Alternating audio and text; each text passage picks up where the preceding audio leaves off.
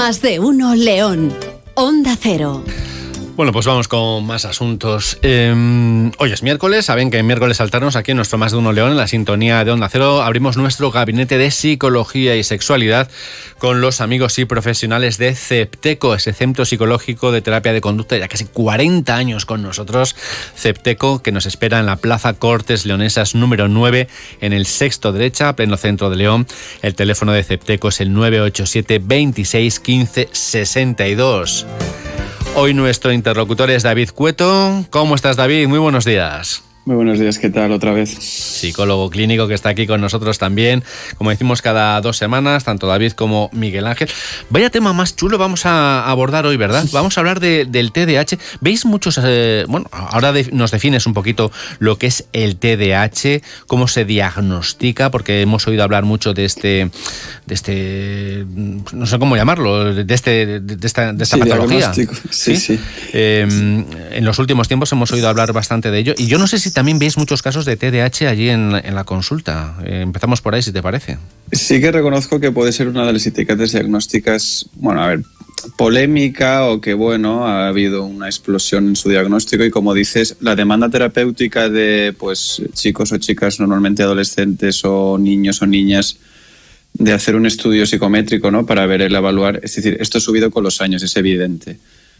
El diagnóstico en sí es un listado de síntomas, ¿no?, dentro de los trastornos del neurodesarrollo, es decir, que está más o menos tipificado en la infancia y adolescencia, aunque como digo puede ser la vida adulta, que es síntomas de inatención o falta de atención unidos o separados con hiperactividad e impulsividad motora o cognitiva.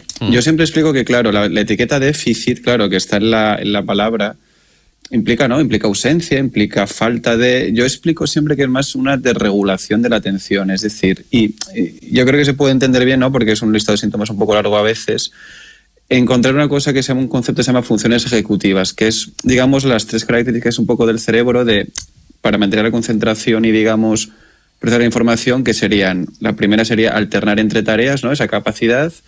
La segunda, secuenciar lo que estamos haciendo, ¿no?, jerarquizar, que se llama memoria de trabajo. La tercera función ejecutiva sería la capacidad de inhibir la impulsividad. Entonces, el déficit de atención, como digo, ¿no?, que ahora podemos hablar del nombre que se le puso y cómo se ha tratado. Yo creo que se puede entender mejor como déficit o problemas en las funciones ejecutivas, ¿no?, y que eso provoca una desregulación en los sistemas de atención y de conducta del individuo, de la persona. Ya. El caso es que en los últimos 20 o 30 años ha pasado de no existir como diagnóstico, esto del TDAH, estas siglas para el trastorno de déficit de atención, a ser algo muy prevalente, como decíamos antes, en escuelas, en institutos de todo el país. Yo no sé si a algunos está pasando incluso de frenada a la hora de diagnosticar esto, ¿no? Hay que ser muy concretos, ¿no?, en el diagnóstico. Sí, es que tiene unas críticas concretas. Primero, como todos sabemos, ¿no?, la salud mental es un checklist de síntomas, muchos de observadores externos, que puede haber correlatos neurológicos, pero no puedes poner a una persona en una resonancia magnética y ver que si es un TDA clínico o no. La evidencia científica avala su existencia. El problema, yo creo, el sobrediagnóstico que a veces puede haber, viene porque, claro, el protocolo te dice que tienes que hacer a partir de observadores externos, ¿no?, test observacionales, ya sea la escuela, normalmente, en casa. Y claro, aquí cuando es otra persona la que está viendo a la niña o el niño, puede haber puede haber fallas o problemas. También tienes test psicométricos para hacerlos con ellos, pero es como digo, al ser infantil, imagínate que ese día el chico o la chica está despistado, está cansado, ha dormido poco, está un poco enfermo. Es decir, con un test vas a diagnosticar un tema así. Entonces, tiene muchas características, ¿no? Pues el fracaso escolar, que si se aburre en clases porque entra en déficit por atención.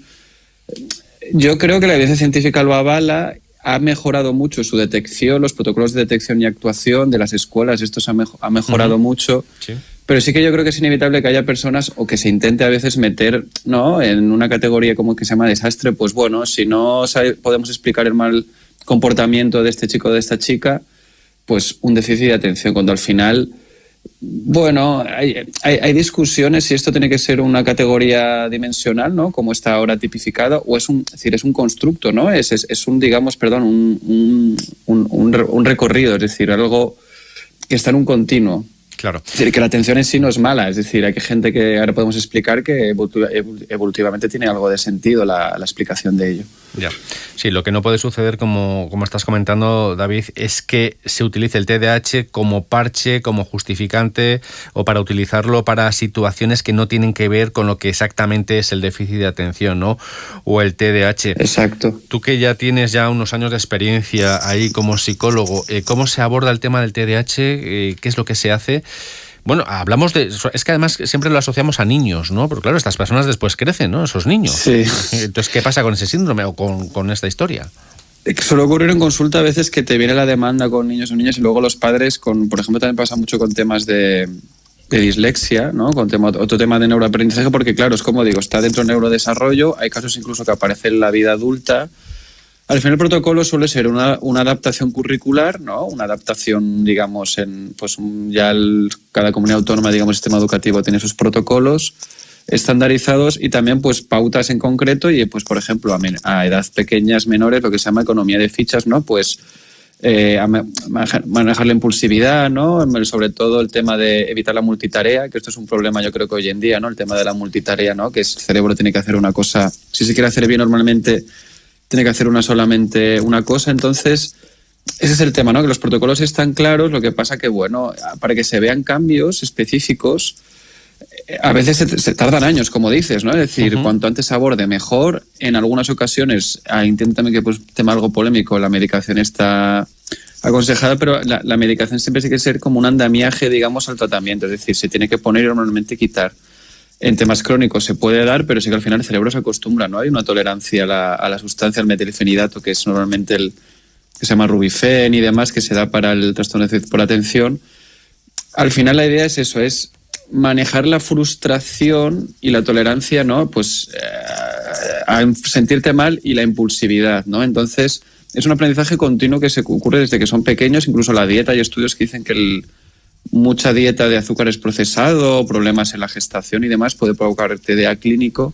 Entonces, como es un diagnóstico como muy amplio, muy infantojuvenil, con lo cual yo entiendo que pueda, bueno, en ocasiones generar suspicacia o que haya personas que piensen que es... Pero al final la evidencia científica dice lo contrario, que no se está dando el tratamiento a todas las personas que lo necesiten. Por mucho que se piense que hay sobrediagnóstico, las cifras dicen eso. Que al final, pues depende de tu sistema, de tu estatus socioeconómico, de tus capacidades. Mucha gente se queda sin un tratamiento cuando lo necesitaría, evidentemente. Claro, claro. Estamos hablando del TDAH, déficit de atención, también hiperactividad, ¿no? Que no ha salido también esta palabra. Bueno, entonces, al final hay técnicas, hay pautas para no acabar desarrollando un TDAH clínico. Primero, ¿cómo lo detectáis? Después, ¿cómo lo abordáis? Y esto que te acabo de comentar también, ¿no? ¿Cómo evitar que avance, ¿no?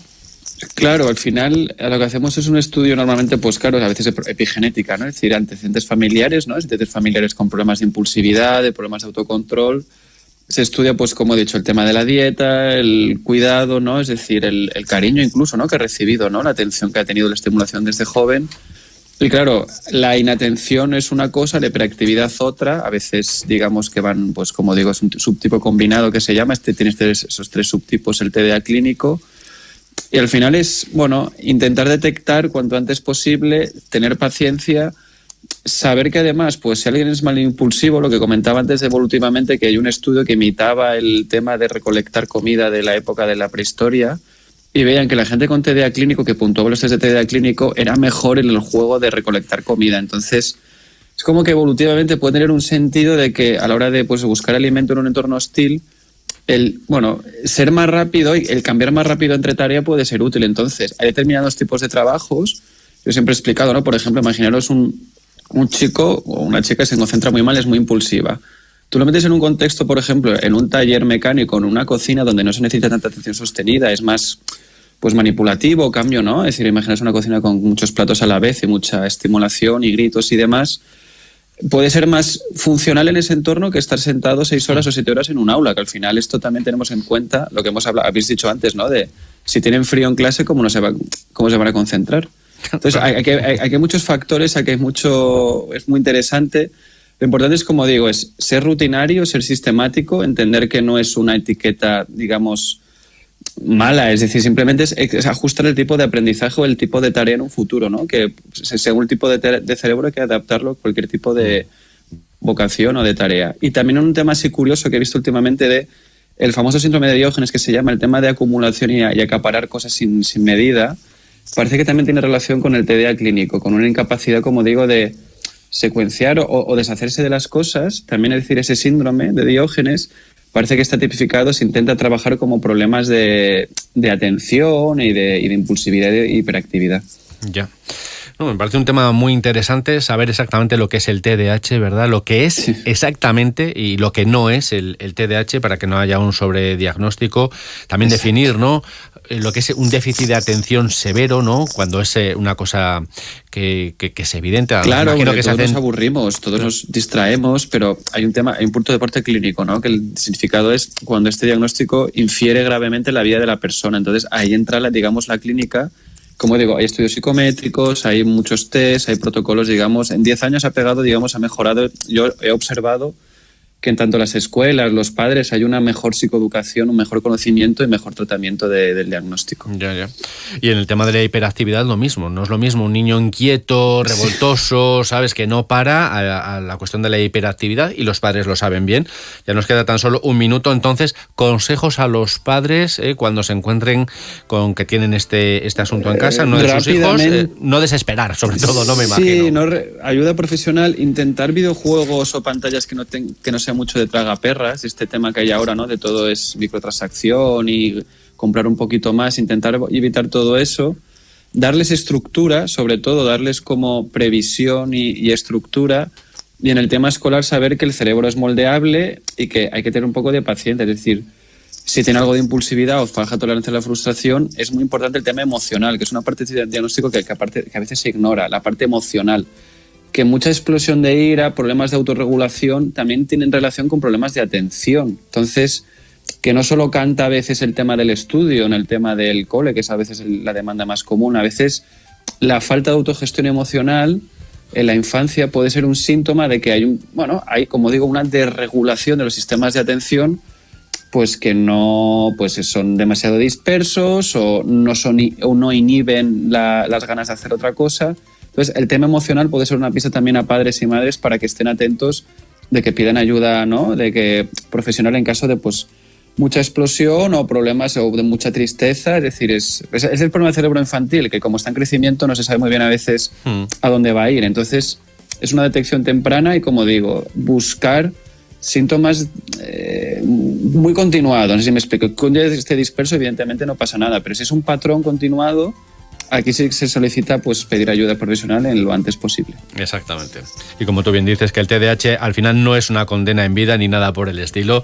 En fin, un tema que teníamos muchísimas ganas de abordar aquí en nuestro gabinete de psicología y sexualidad con los profesionales de Cepteco. Hoy lo hemos hecho con David Cueto. David, qué gusto siempre escucharte. Muchas gracias y hasta que te vuelva a tocar. Un abrazo muy fuerte. Un abrazo, Javier. Muchísimas gracias. Onda Cero.